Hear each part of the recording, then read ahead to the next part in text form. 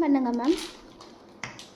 எதுக்கும் உள்ள இருக்க ஸ்டாக் பார்க்கணும்ல. உள்ள நிறைய ஸ்டாக் இருக்கு.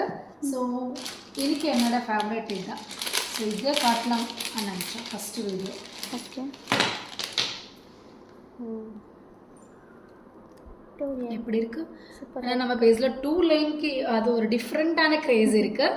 அது ஸ்டாக் சோல்ட் அவுட் ஆகிட்டே இருக்குது, திருப்பி வந்துகிட்டே இருக்குது ஸ்டாக்கு. ஸோ அதுக்கு தான் இப்போ ஒன்று மாடலில் நான் லான்ச் பண்ண போகிறேன். பியூட்டிஃபுல்லாக இல்லையா?